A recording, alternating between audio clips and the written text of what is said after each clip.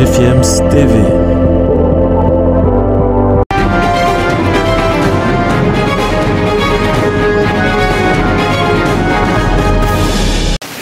Bonjour, bienvenue sur GFIEMS TV. Vous êtes sur Sport Matin de ce vendredi. On va donc parler largement des éliminatoires de la Coupe d'Afrique des Nations Côte d'Ivoire 2023 avec cette belle victoire des étalons du Burkina Faso, 3-1. C'était, n'est-ce pas, il y a quelques jours sur Eswatini et un doublé de Dango Ouattara qui devient donc un peu comme l'homme providentiel de cette équipe des étalons du Burkina Faso. On va vous délivrer certains résultats et les situations sur les classements dans quelques groupes. Et puis après, on va aborder le sujet lié à l'athlétisme avec l'île Maurice. L'île Maurice qui accueille donc la 22e édition du championnat d'Afrique d'athlétisme et dont on va voir, n'est-ce pas, beaucoup d'athlètes africains s'illustrer de ce côté-là. Vous savez, on a passé une semaine assez surchargée avec notamment le programme lié au stage de détection des footballeurs organisé par le groupe GFIEMS et ses partenaires, stage qui est donc s'est achevé donc c'était ce mardi. Donc on va, n'est-ce pas, essayer de reprendre nos esprits tout doucement, question de revenir vous livrer les meilleures des informations. On va donc marquer une toute petite pause de publicité et je reviens derrière pour tous les sujets dont j'ai évoqué plus haut.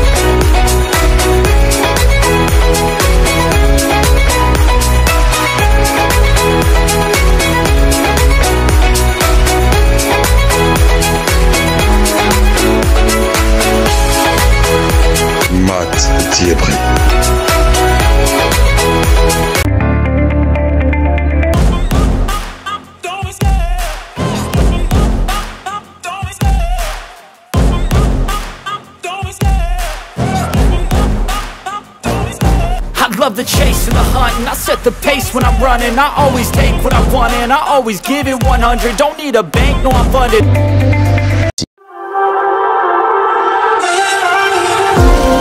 Defiance TV.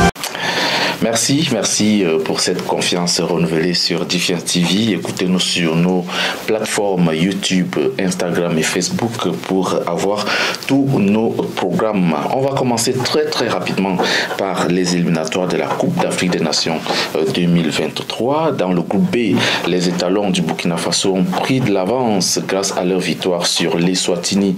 3-1. Deuxième sortie donc et deuxième victoire pour les hommes de Hubert Veloud.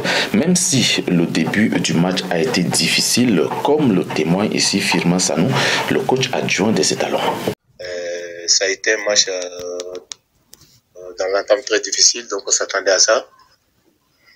Étant donné aussi que on a beaucoup souffert lors du voyage, le voyage a été long, donc il fallait mettre du temps pour pouvoir récupérer d'abord avant de penser au match. C'est pas évident. Donc nous on savait à quoi s'attendre. Donc dès qu'on a pris ce but, bon, on a essayé d'accélérer un peu, de mettre un peu de rythme dans le jeu, et après ça s'est décanté derrière. Parce qu'on est tombé dans le rythme de jeu de Swatini, donc on n'arrivait pas à imprégner du rythme, on n'arrivait pas à mettre de la vitesse dans le jeu.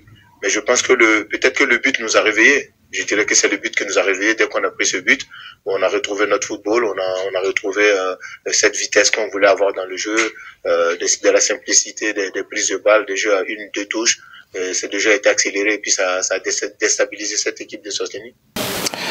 Une victoire donc qui permet aux étalons du Burkina Faso de se hisser à la première place avec 6 points, suivi de très près par le Cap-Vert victorieux du Togo 2-0. Le Cap-Vert qui revient donc à 3 points après sa défaite face au Burkina Faso il y a quelques jours. Et Swatini et les éperviers du Togo, eux, restent à 1 point chacun, donc vont donc rapidement essayer de se remettre au même niveau que les autres. Mais l'attaquant des étalons du Burkina Faso, Dango Ouattara, nous a donné quelques explications après le match face à l'Eswatini et son doublé.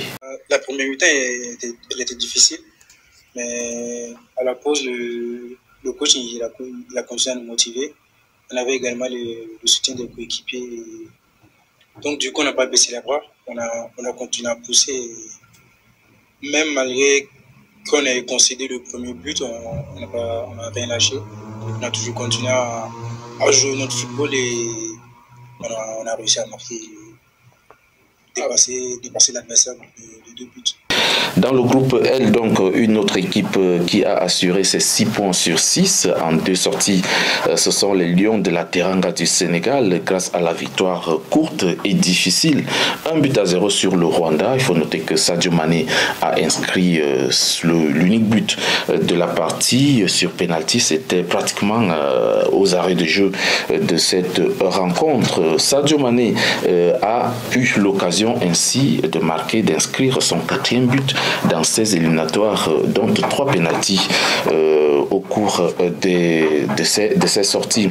Les écureuils du Bénin en perte de vitesse ont encore perdu face au Mozambique, 1-0, une défaite qui plonge donc le Bénin au dernier rang dans ce classement avec 0 points, pendant que le Mozambique avec ses 4 points caracole donc à la 2e place derrière le Sénégal qui en compte 6.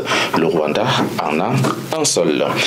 Passons dans le groupe I et intéressons-nous, n'est-ce pas, à ce match nul 0 but partout entre les Panthères du Gabon et les Mourabitoun de Mauritanie. Les 2 équipes gardent ainsi la tête du classement avec 4 points chacune. Par contre, mauvaise affaire pour la République démocratique du Congo qui chute encore face au Soudan, 2-1 et reste ainsi dernière avec 0 points, tandis que le Soudan se repositionne avec ses 3 points. Le Soudan, n'est-ce pas, a pu, n'est-ce pas, accrocher une victoire lors de sa 2e sortie. C'est donc très mal parti pour l'équipe de la République démocratique du Congo qui n'aura plus droit à l'erreur lors de la 3e journée.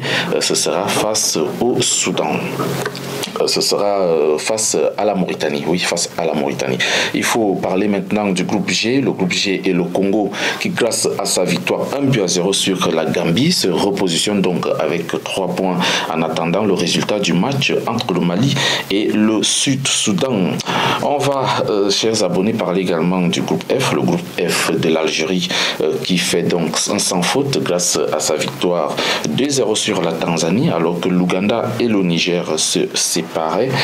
Un but partout. L'Algérie reste leader de ce groupe F avec ses 6 points, 2 victoires sur 2. Le Niger qui, n'est-ce pas, a réalisé un deuxième match nul, s'en sort avec 2 points. La Tanzanie et l'Ouganda se partagent donc 1 point. On va, n'est-ce pas, quand même voir qui de ces 3 équipes ira chercher la deuxième place, puisque l'Algérie a pris un très bon départ. On reviendra donc largement sur cette deuxième journée des éliminatoires de la Coupe d'Afrique des Nations en parlant de la deuxième sortie des éléphants de Côte d'Ivoire qui était donc en visite au Lesotho, voilà. Et puis il y a le Maroc qui faisait sa première sortie face à l'Afrique du Sud. Il faut noter que le Maroc n'a pas joué la première journée parce que les Lions de l'Atlas devaient rencontrer le Zimbabwe qui a été disqualifié par la Confédération africaine de football. Il y a également le Nigeria qui jouait contre Sierra Leone. La Guinée-Bissau était face à Sao Tomé-Principe. Il y a aussi la deuxième sortie de la Guinée-Conakry face au Malawi. Et puis l'Éthiopie qui allait donc défier les pharaons d'Égypte, vice-champion d'Afrique, sans oublier le match Sud-Soudan-Mali, un match qui va permettre, n'est-ce pas, aux aigles du Mali peut-être de se projeter vers l'avant. Et puis on va parler aussi de la première sortie du Cameroun, le Cameroun qui affrontait donc le Burundi. Le Cameroun également n'a pas joué la première journée, qui devait l'opposer au Kenya. Pour cause, le Kenya était également suspendu par la Confédération africaine de football.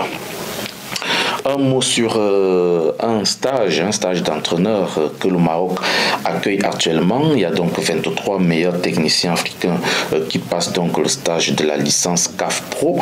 Ils ont été sélectionnés par la Confédération africaine de football et on peut remarquer, n'est-ce pas, la présence de Jean-Florent Ibengue, entraîneur de IR Tanger, entraîneur de Renaissance Sportive Berkane au Maroc, vainqueur de la Coupe de la CAF. Et on peut également parler de la présence de Walid Redragui, l'entraîneur du Wydad Athletic Club de Casablanca, vainqueur de la Ligue des Champions, puis le Sud-Africain Pitso Mosimane, 3 fois vainqueur de la Ligue des Champions. Donc ce stage regroupe donc 23 entraîneurs dont on ne peut pas citer ici, qui vont aller chercher cette distinction, cette licence de la CAF Pro. On y reviendra dans nos prochaines éditions. Moi, je vous permets, n'est-ce pas, de respirer un tout petit peu. Je reviens derrière après cette page de pub.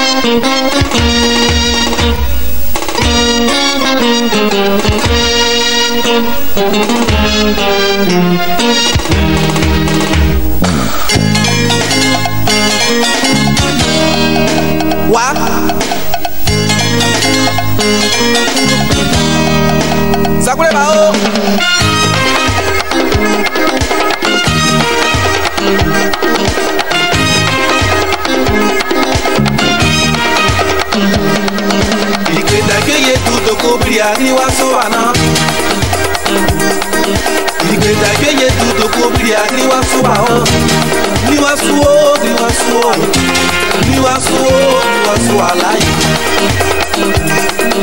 Grigweta joye tudo cubria griwaso ao. La goliate grigweta joye tudo cubria griwaso ao. Griwaso ala. Griwaso ala.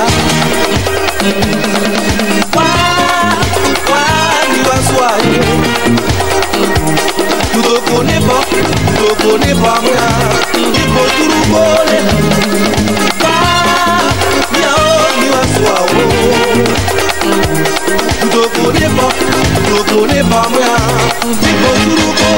Je vous l'ai dit, nous sommes démocratie n'est pas division. Je vous l'ai dit, nous sommes démocratie n'est pas division.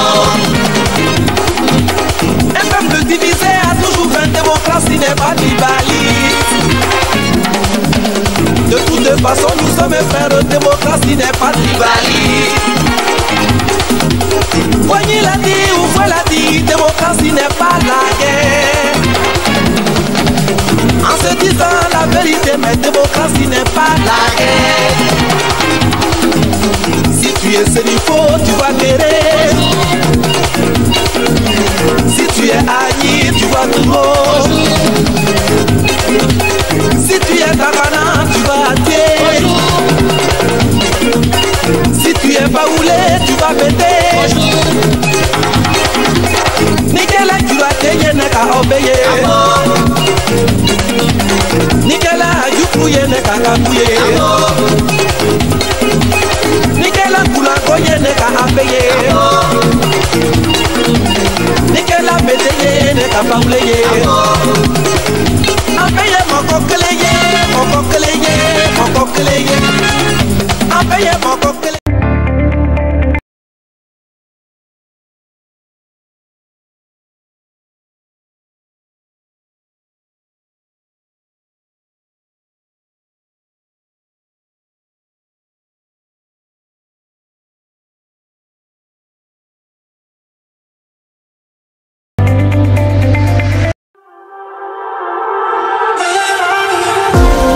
GFIEMS TV. Voilà donc retour sur ce plateau de GFIEMS TV et on va aborder le sujet lié à l'athlétisme. Nous serons donc au cœur des 22e championnats d'Afrique d'athlétisme depuis Saint-Pierre en île Maurice pendant 5 jours. 45 épreuves vont donc animer les débats dans cette compétition dont le 4 x 400 mètres mixte qui se dispute pour la première fois dans une compétition du championnat d'Afrique d'athlétisme, ainsi que 2 épreuves de démonstration, à savoir le trail 10 km, messieurs et dames. Plus de 500 athlètes donc sont déjà à Saint-Pierre, hein, c'est pour prendre part à ces championnats d'Afrique,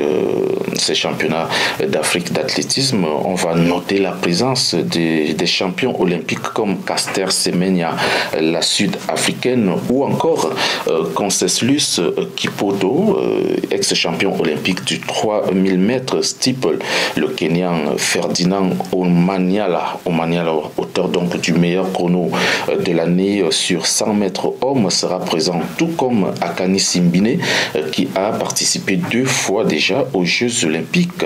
On ne peut pas s'attarder sur les athlètes attendus dans cette compétition sans parler des champions, des médaillés olympiques, hein, les médailles olympiques comme Julius Yego du Kenya, très en forme en ce moment, et puis le Burkinabé Fabrice Zango Hugues,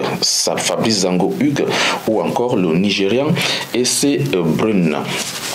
On reste sur les 22e championnats d'Afrique d'athlétisme pour parler du Nigérian, le Nigérian Raymond Ekwevo, qui va donc tenter de décrocher son 2e titre continental dans le 100 mètres. Mais il faudra, n'est-ce pas, faire face à l'adversité du Kenyan Omanyala, l'Africain le plus rapide en ce moment de l'histoire, avec 9 secondes 77 établi en septembre dernier. C'était chez lui à Nairobi. Nairobi au Kenya. Mesdames et messieurs, c'est donc tout pour la brève actualité sportive sur Sport Matin de ce vendredi. Je vous retrouve mardi pour développer certainement les premiers résultats liés à ce championnat d'Afrique d'athlétisme et les derniers résultats des éliminatoires de la Coupe d'Afrique des Nations Côte d'Ivoire 2022. On va aussi, n'est-ce pas, 2023, merci, on va aussi, n'est-ce pas, évoquer quelques sujets liés au mercato, les joueurs africains qui sont, n'est-ce pas, en phase